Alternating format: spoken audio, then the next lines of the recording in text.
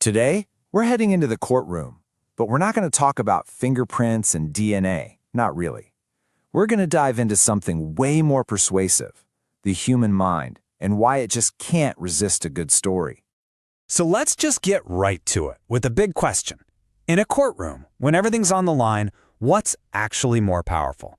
All the facts and figures you can stack up, or a really good story? You know, the kind that just feels true.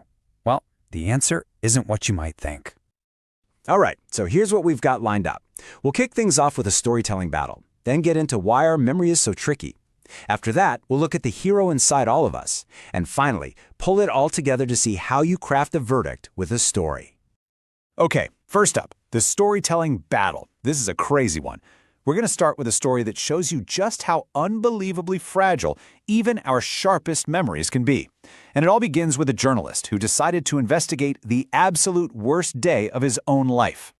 So, this journalist, David Carr, he's writing his memoir, and he remembers this one horrible day perfectly.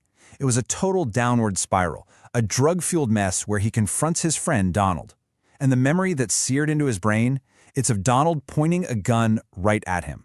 I mean, you don't forget something like that, right? Well, here's the twist. Years later, Carr is fact-checking for his book, and he interviews Donald. And Donald says, "Yeah, David, your memory is spot on, except for one tiny detail. That detail? David was the one holding the gun." And that is what this is all about. Carr's realization says it all. People remember what they can live with more often than how they lived. His brain didn't just play back a video. No, it rewrote the script to make him the victim, not the guy with the gun. It's a powerful lesson. Our memories aren't about facts. They're about the story we tell ourselves. Okay, now for memory on trial. And look, this isn't just a one-off thing that happened to David Carr. This kind of memory glitch is basically hardwired into all of our brains. So let's dig into the science of why our minds aren't video recorders. You know, for the longest time, we all kind of thought of memory like a videotape, right? You just press rewind and play, and there it is, perfect. But it turns out that's completely wrong. The new view is that memory is a reconstruction. Every single time you remember something, you're not playing it back, you're rebuilding it from scratch, from all these little fragments. And your brain, it kind of takes poetic license to fill in the blanks. But you're probably thinking, okay, fine, but what about those really big moments? The ones that are burned into your brain? Psychologists have a name for these: flashbulb memories. You know exactly what I'm talking about. You remember precisely where you were when you heard about a huge national event. They feel absolutely crystal clear. But the question is, are they actually accurate? Let's take the Challenger study. It's fascinating. Researchers asked people to write down their memories the day after the disaster. Then they went back 2.5 years later and asked them again. And the results, they were just staggering. For 25% of the people, a full quarter of them, their new memory had not one single detail in common with what they originally wrote down. Nothing.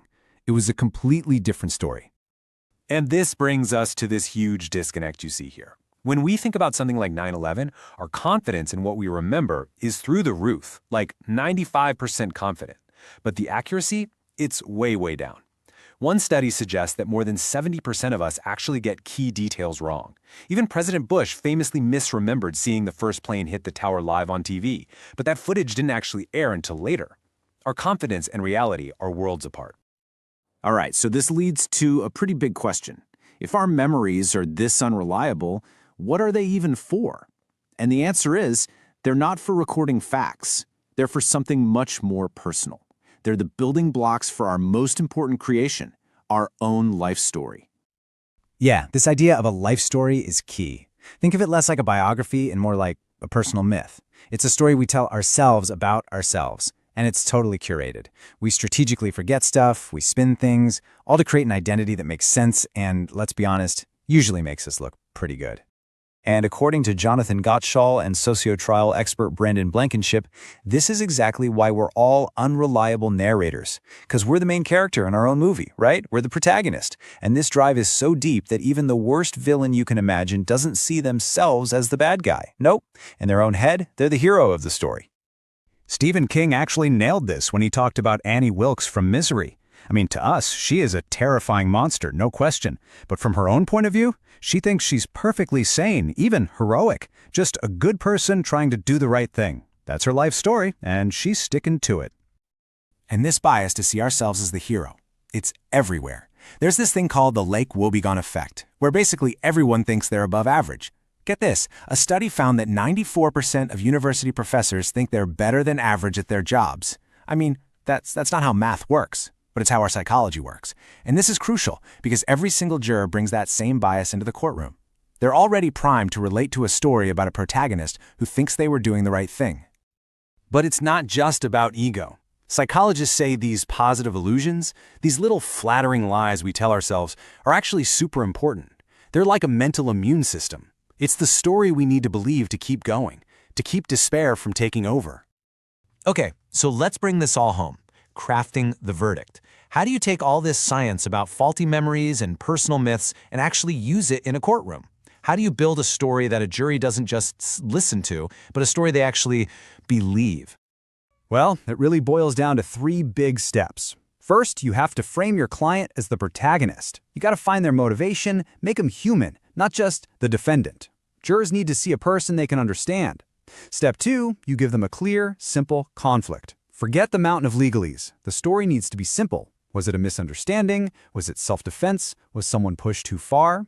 And finally, and this is the most important part, you tell a story that the jurors can live with. Remember David Carr? A verdict isn't just a conclusion. It's a story the jury has to tell themselves from that day forward. The story that wins is the one that makes them feel like they made the right, just decision. So that really leaves us with one final thought to chew on. If our entire sense of self, our identity, is really just a story we invent so we can live with ourselves, then what's happening in that jury room? They're not just sifting through facts. They're deciding which story, which version of the truth they can choose to live with forever.